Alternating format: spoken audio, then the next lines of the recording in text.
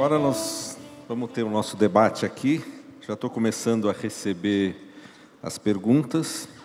Eu tinha feito uma de emergência aqui, se não viesse nada, então eu vou fazer ela de qualquer jeito. E daí a gente vai começar a ver as perguntas. Queria saber de vocês um pouco, de certo modo, o Brasil e a Índia, eles estão, a gente poderia dizer, atrasados em relação a países europeus e alguns grandes centros, quer dizer, que tem um esgoto bem tratado, que tem água, e a gente está fazendo um jogo de tentar alcançar, né? É um jogo de tentar alcançar. E em outras tecnologias, quando a gente fez o jogo de tentar alcançar, por exemplo, a tecnologia de telefonia, né? Então, se diz muito que a gente não precisou passar pela linha fixa, que a história normal na Europa, nos Estados Unidos, não tem telefone, daí todo mundo tem fixo, depois todo mundo passa para ter celular, então tem um caminho natural de progressão, e a vantagem de quem vem depois é que você pode pular alguns passos, né? Então, eu queria comentar com vocês, eu queria saber a opinião de vocês, se na área de saneamento também existe isso. Então, isso é um aspecto do problema, não é? Quer dizer, se tem um jeito de a gente pular passos. Pelo visto, a sua experiência lá na Índia, é que talvez exista uma coisa que é pular um passo, que aí entra na segunda parte da minha questão, que é o passo de que essas coisas têm que ser feitas pelos governos centralizados. Então, será que existem inovações tecnológicas e será que existem inovações de gestão que você poderia pular um passo? Você poderia falar, não, a gente ainda aqui no Brasil, por exemplo, a gente ainda acredita que um programa nacional coordenado de maneira enorme e tal, e vai descer nos municípios e nós vamos passar esgoto por todo mundo, e isso nós estamos copiando sistemas que foram feitos em cidades muito menores, à medida que elas cresceram e foram acompanhando, né? Pelo visto, a proposta da Índia já tem uma certa descrença. Desse jeito, ele está dizendo, né, nós não vamos chegar em lugar nenhum. Tem que começar de baixo, com soluções pequenas, etc. Então, eu queria, primeiro, um comentário de vocês três sobre isso, e depois a gente podia entrar nas perguntas aqui. Quem começa? Is this on? Can't hear myself. In Portuguese too. Bem, há três respostas para a sua pergunta, e eu vou ser breve. Uma é que na área de telecomunicações, nós conseguimos pular o passado porque as tecnologias mais novas não tinham nenhuma dependência que precisava ser superada, mas basicamente porque as últimas tecnologias foram lançadas pelo setor privado, enquanto que as tecnologias passadas foram lançadas pelo governo.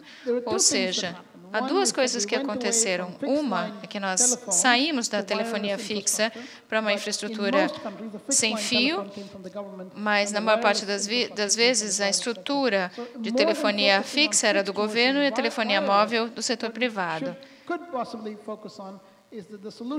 Então, em vez de ser sem fio ou não, é a questão de se veio do mercado ou do governo.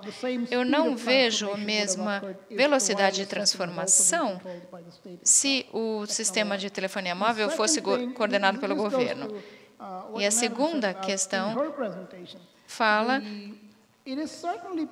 sobre o que o Maurício mencionou, em alguns países é possível ter alguma estrutura nas cidades a um grande custo por longos períodos de tempo, mas mesmo tendo muito dinheiro e estando disposto a gastar todo esse dinheiro em 15 ou 20 anos, você ainda não vai chegar nos resultados que deseja, porque na maior parte dos projetos governamentais, metade decola, um quarto funciona, 3/4 não funciona. Enfim, é um problema básico que tem que ser superado.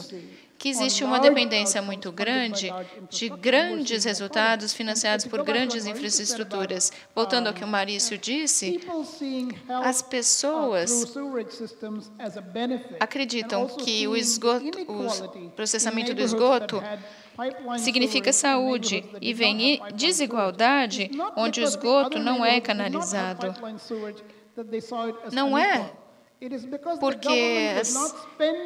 Não é porque não tem esgoto, é porque o governo não estava gastando dinheiro em qualquer outro tipo de esgoto.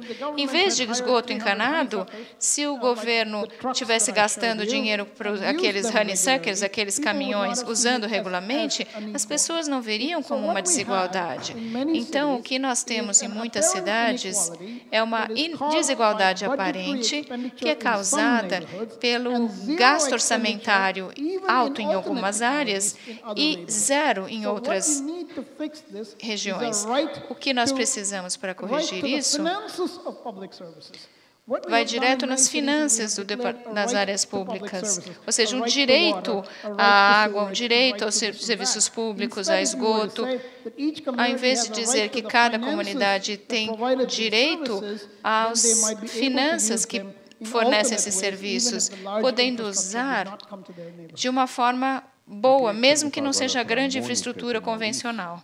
Quer dizer, o Brasil está no meio do caminho, né? A gente já Brazil tem uma is halfway in that. Nós We estamos already have. claramente tentando nos organizar num sistema de coleta e tratamento geral por cidade e numa organização de cima para baixo com uma tecnologia já bem conhecida. Vocês acham que uma inversão como a proposta do Ashwin faz algum sentido num país onde já está meio caminho e nesse caminho que nós estamos, a gente vai chegar na outra ponta ou vocês acreditam que a gente não vai chegar lá? Se a gente acredita que não vai chegar lá, é melhor tentar achar outro caminho, né? O que vocês acham? Bom, eu até acho que a gente chega na outra ponta no sistema convencional. Eu acho que a gente chega lá, porque existem formas de você implantar os sistemas e fazer isso. O problema é um pouco o tempo, quer dizer, eu acho que tem uma certa pressa aí nessa solução. Uma coisa que a gente tem também que chamar atenção é que, nas questões de saneamento, existe um aspecto cultural muito importante de aceitação da população por soluções distintas. E isso se precisa tomar muito cuidado para você não avançar o sinal. Quer dizer, não adianta você tentar fazer uma solução que possa ser viável, mais barata, se ela culturalmente não é aceita. Então, existe um viés cultural importante a ser respeitado. Agora, eu não tenho dúvida que tem dois aspectos para serem levantados. Um é o aspecto que as soluções não são ou, as soluções são e. Então, eu acho que podem conviver numa mesma região soluções distintas.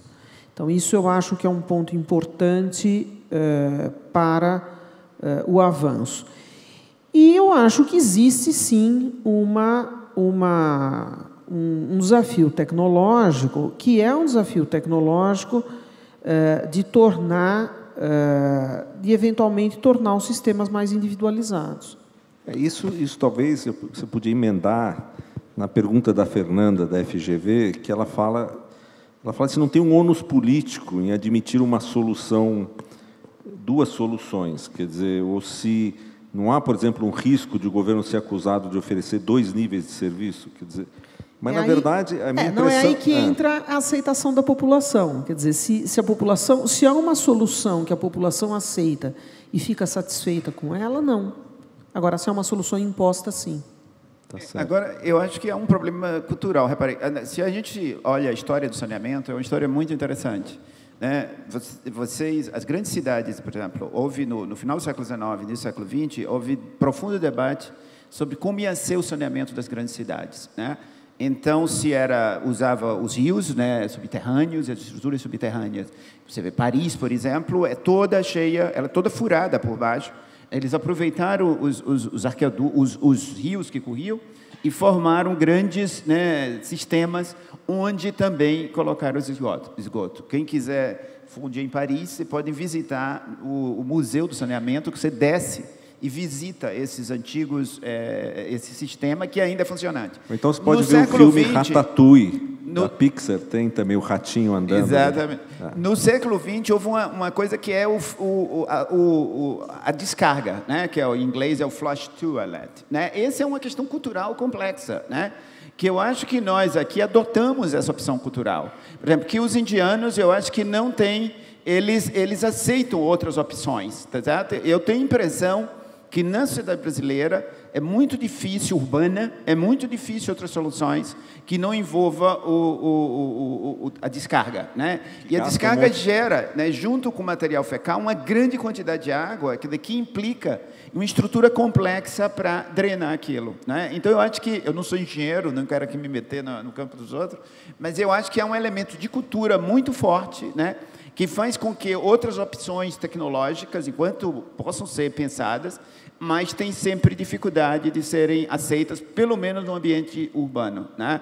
Acho que no ambiente rural, de casas isoladas e tal, você pode pensar em estratégias desse tipo, mas em ambiente urbano, né, quer dizer, a típica descarga, que é uma invenção americana, né, do início do século XX, né, nós adotamos como, né, parte e assimilamos como parte da nossa cultura. Então, essa é uma questão complexa de mudar, porque em outras situações, em outros contextos, você tem outros tipos de opções, né? Inclusive reaproveitamento do material fecal. Para vocês saberem, ele não faz só mal, né? Ele é fonte de energia, ele pode ter biodigestores de material, pode ser usado em adubação, ele é riquíssimo em ureia, em certos detritos e carbono, que é importante para a adubação. Então, ele tem outras funções que podem ser utilizadas. Por exemplo, na China, tem grandes programas, né, de uso de material fecal como fonte de energia em biodigestores ou como fonte de adubação, por exemplo.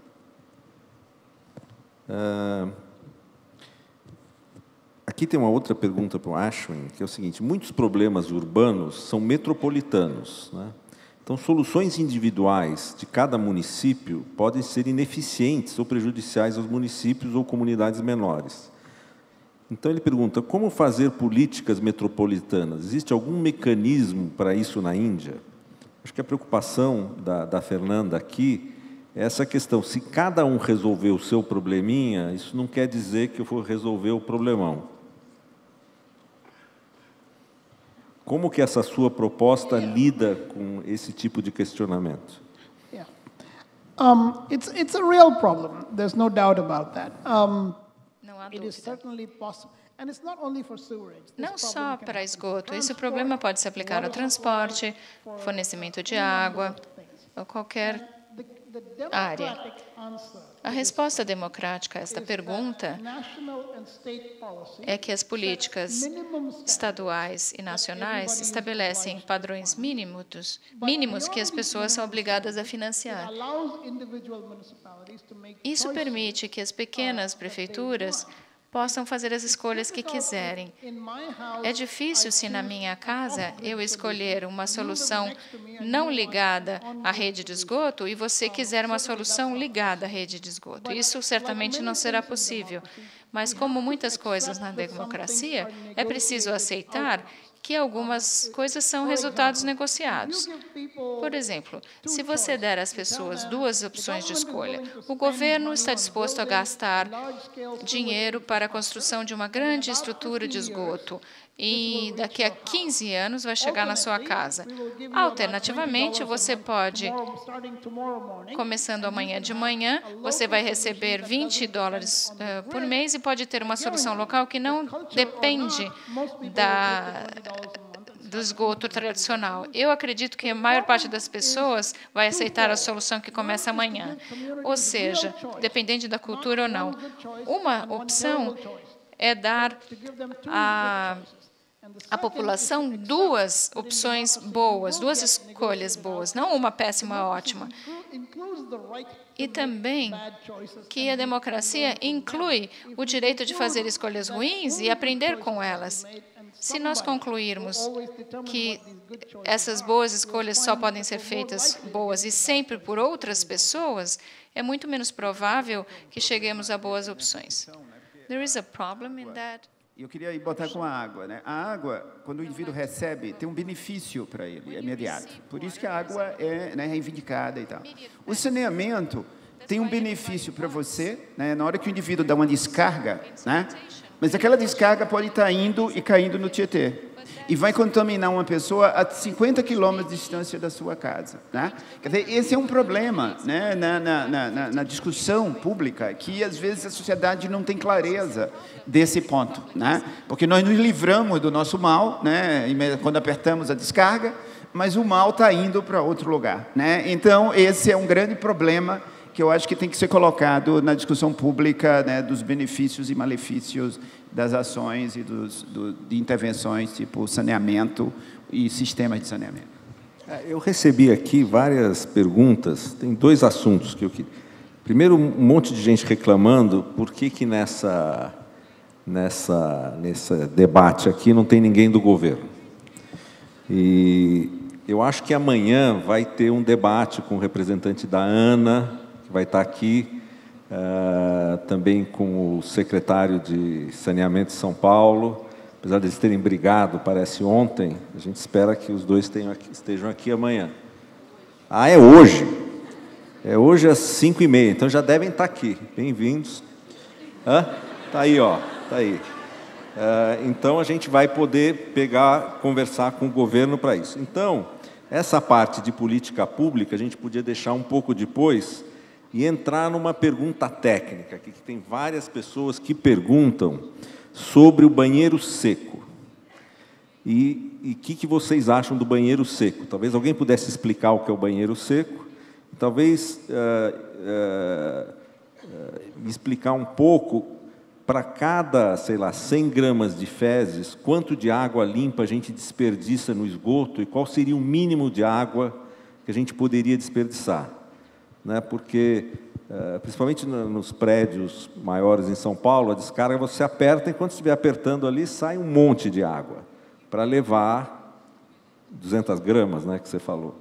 Então, explicar um pouco essa tecnologia do banheiro seco e o que é um problema cultural, o que acontece no Brasil. Então, primeiro no Brasil, o que acontece com o banheiro seco e depois como é que é o banheiro seco na Índia. Eu vou precisar colocar para a discussão só alguns elementos. Que as fezes, se você desidrata as fezes, ela não provoca cheiro, não provoca nada, né? Se as fezes ficam num ambiente úmido, ela tem o processo de fermentação, libera gases, né? E o mau cheiro é resultante disso. Então, as tentativas de isolar, né, as fezes de qualquer líquido, né, o banheiro seco seria você obter uma condição em que tivesse menos possível contato com a água para ir para o estado de desidratação. Né? Tanto que é muito interessante. Seria trocar privada por um forno de micro-ondas, uma coisa desse tipo? Alguma coisa assim. Tem uma área do conhecimento, aqui na USP deve ter arqueologistas, tem um pessoal arqueologista que trabalha com coprólitos. Né? Coprólitos são fezes secas de populações, né, 20 mil, 30 mil anos atrás. Você consegue recuperar e estudar pelas fezes o que as pessoas comiam, parasitas intestinais que as pessoas tinham. É bastante interessante esse campo científico. Mas aí desidrata. Então, essa opção, né, é que está na grande questão. No Brasil, teve uma grande experiência com o CESP, a Fundação CESP, que é uma fundação federal que atuou muito nas áreas Nordeste e Centro-Oeste do Brasil, e ele desenvolveu toda uma tecnologia, né, de banheiros nessa tentativa de construir alternativas desse tipo, e que, em parte, ainda são usados em áreas rurais. Né? Ele não tem muita popularidade nas áreas urbanas, mas são usados nas áreas rurais. Mas, sem dúvida nenhuma, é uma opção, mas não é uma opção urbana, porque já imaginou como construir um banheiro seco num apartamento, né? Eu não sei, entendeu? Aí fica para os arquitetos. E, pensar. Mônica, só um pouquinho, Ashwin, antes de você. Mônica, os sistemas que estão sendo construídos pelo Brasil todo, eles criam obrigatoriamente essa dependência num grande volume de água para se livrar das fezes, ou eles poderiam ser organizados com a mesma infraestrutura, ou nós estamos condenados nesse modelo de um monte de água para se livrar de um pouco de fezes?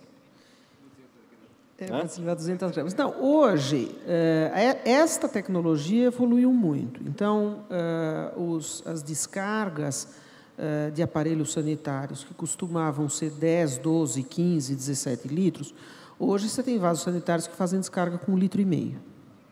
Então, essa é uma redução brutal. Né? Então, esse eu acho que é um problema, de novo, muito mais na parte de gestão do que na parte de tecnologia. Então, você pega, por exemplo, um exemplo de cidades do mundo que reduziram o consumo de água, trocando gratuitamente os vasos sanitários. Então, essa é uma forma de redução de consumo. Então, esse é um ponto importante. O uso do banheiro seco, eu acho que tem um aspecto cultural, como o Maurício falou, eu acho que essa é uma solução eu acredito, pelos estudos que eu vi de rejeição em países como o Brasil, e em áreas urbanas muito densamente ocupadas, como é o caso de prédios de apartamento, etc., tem um problema tecnológico e tem um problema logístico. Quer dizer, o problema de afastamento que a gente faz pela água com a rede de esgoto é um problema logístico, no fim. E você vai substituir isso por outra coisa, você vai substituir isso por um outro tipo de afastamento, que também terá um problema logístico. Né? Então, as soluções que são soluções intermediárias, que são soluções descentralizadas, que talvez tenham mais potencial de implantação no Brasil do que outras. Por exemplo, o chamado sistema condominial de esgoto teve muito sucesso em algumas regiões do Brasil e um absoluto insucesso em outras regiões do Brasil, que eram soluções mais descentralizadas. Então, é um pouco o desafio de buscar uma solução adequada ao local, sob o ponto de vista de aceitação da população e sob o ponto de vista operacional. O esgoto condominial foi um sucesso em algumas regiões e foi um fracasso em outras regiões por problemas operacionais. Certo. Ashwin, como é a experiência na Índia com os banheiros secos? Essa tecnologia está sendo adotada nesses banheiros públicos que essas ONGs estão organizando? Qual é a tecnologia? E como é que resolve o problema de logística? Eu acho que você entrou um pouco nessa questão quando você falou que tinha um encanamento especial, mas como é que é? Quer dizer, você constrói um banheirinho numa região que não tem coleta. Como é que funciona tecnologicamente esses pequenos banheiros comunitários? Community toilets would work technologically. Há duas maneiras de pensar a esse respeito. Uma delas é dizer que o uso da água pode ser minimizado, os vasos com descarga podem usar menos água atualmente, mas o uso da água também pode ser duplicado, não só minimizado. A água pode ser devolvida para os prédios para ser utilizada novamente. Isso tem sido mais comum em grandes comunidades, especialmente nas comunidades.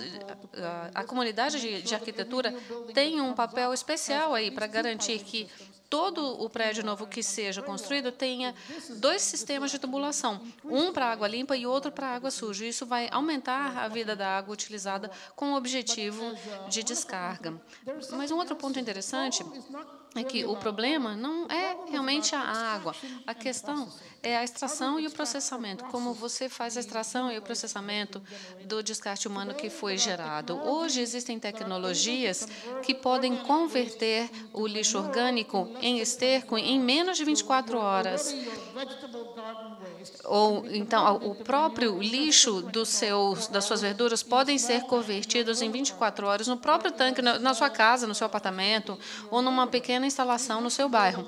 Nós temos que desenvolver esse tipo de sistema. Se isso for feito, Se você pode fazer isso com a sua couve-flor, você também pode fazer isso com o descarte humano. Segundo, os agentes biológicos também estão começando a desempenhar um papel maior em termos de transformação do resíduo num esterco que possa ser aproveitado. Então, na verdade, a tecnologia pode acelerar a conversão do resíduo em algo que vai ser utilizado e fornecer essa solução acelerada para as casas, os apartamentos, em níveis locais que possam ser implementados rapidamente é importante.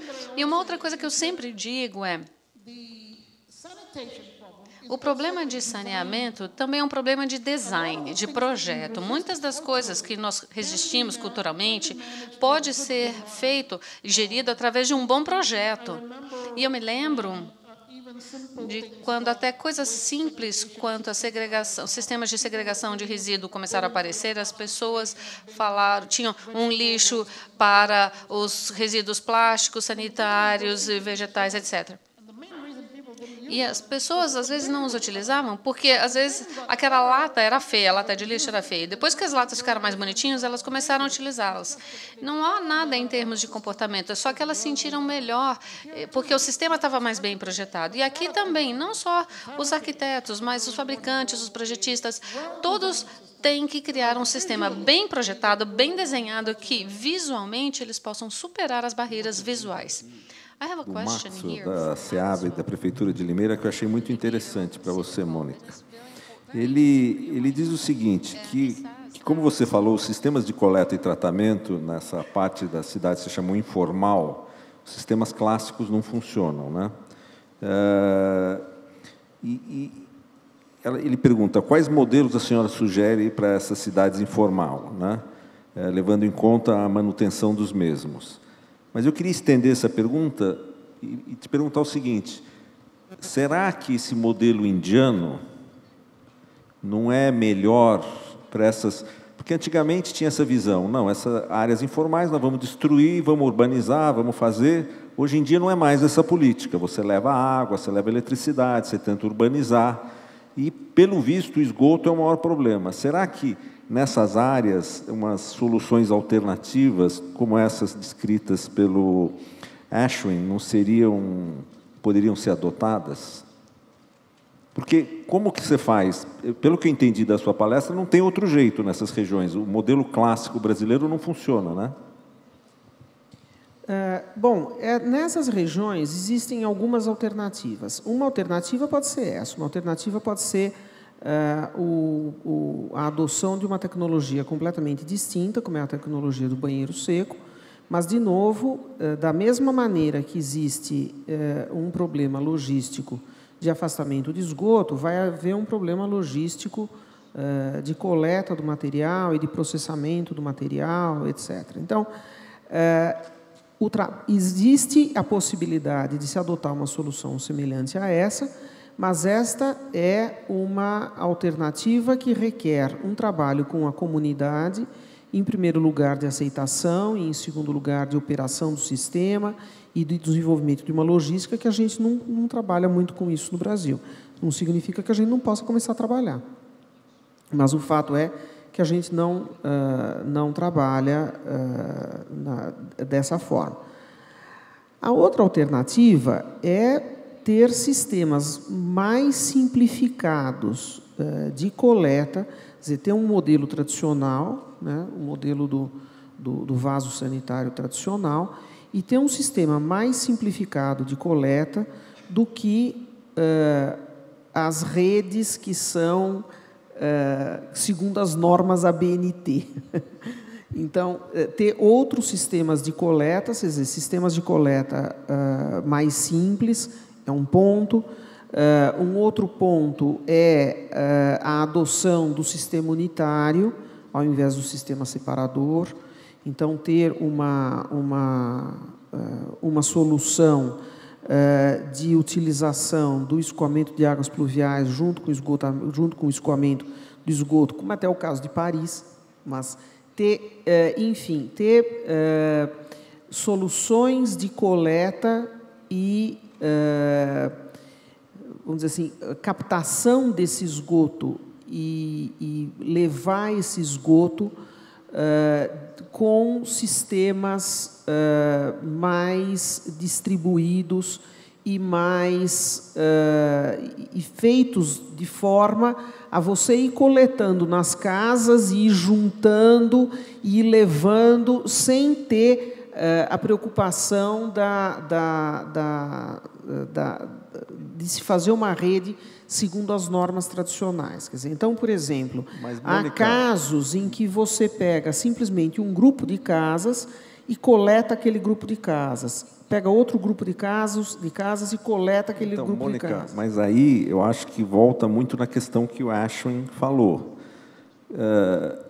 É como se você ter normas da BNT estivesse proibindo a comunidade de resolver o problema. Porque ou você resolve com as normas do BNT, e elas são impossíveis de executar naquele lugar, ou você teria que relaxar as normas da BNT, que seria um problema, provavelmente, para o resto da cidade, ou você entra no esquema do Ashwin, que você fala, olha, eu te dou, tem algumas soluções mais ou menos aceitáveis do ponto de vista da saúde, do ponto de vista de engenharia, e eu deixo as comunidades, isso aqui encaixa numa outra pergunta do orçamento participativo. As pessoas dizem, bom, onde tem orçamento participativo a coisa anda melhor.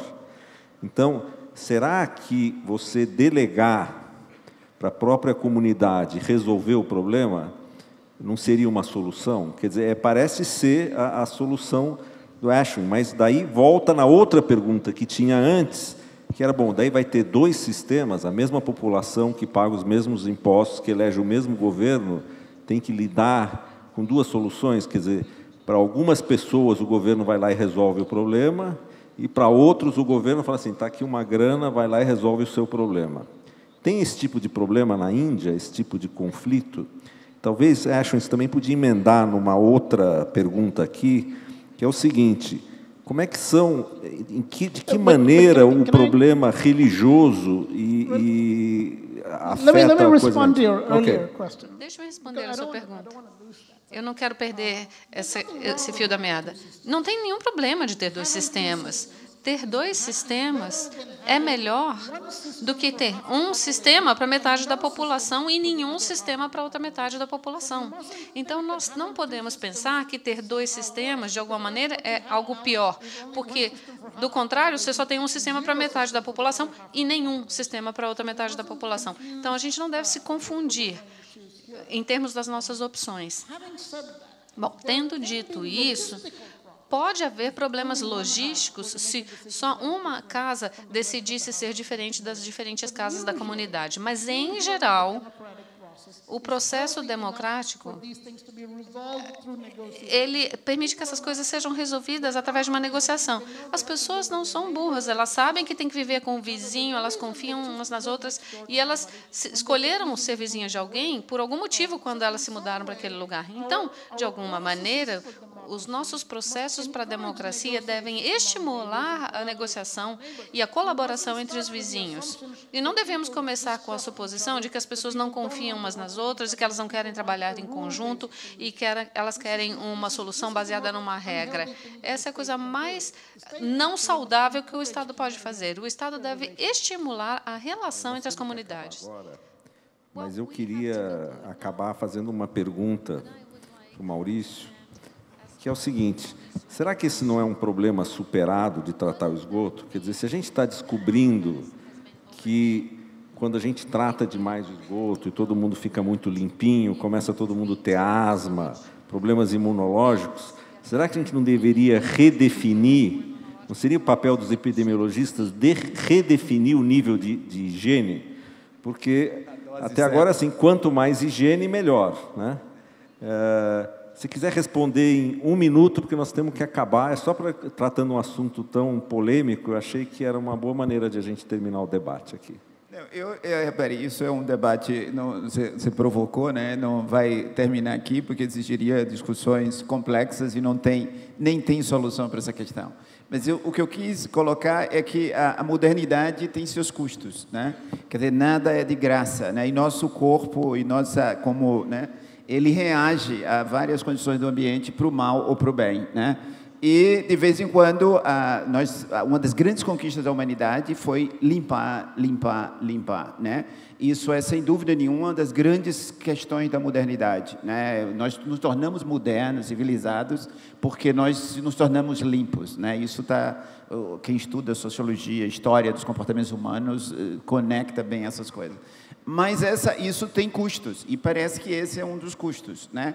Quer dizer, nosso organismo e nossa genética, inclusive nossa genética, ela se adaptou tanto, né, a viver, né, em contato com micro-organismos, com tal, que quando isso foi retirado, que isso acontece agora, né, relativamente recente, nós estamos reagindo, né, e nosso organismo está sentindo, né, essa novidade, né, relativamente recente disso. Agora, qual é a dose certa? Ninguém sabe, né, se isso está, né, dosado. Então, por enquanto, vamos continuar a ser limpos, né, mas tem que pensar nessa questão, né, porque nós estamos vivendo essa transição, né, nós estamos propondo que a sociedade brasileira seja cada vez mais limpa. Então, esse é um conhecimento científico recente, né, que precisa ser pensado, né, tem que ser levado na conta do nosso projeto de modernização, inclusive para reduzir os seus efeitos deletérios, né? Vamos ter menos alergia, vamos ter menos asma, talvez um futuro mais saudável em termos de doenças infecciosas, mas também mais saudável em termos de doenças imunológicas. Mas seria legal se a gente tivesse que fazer uma limpeza moral, mas não precisasse fazer uma limpeza física tão grande, né? Bom, obrigado para vocês.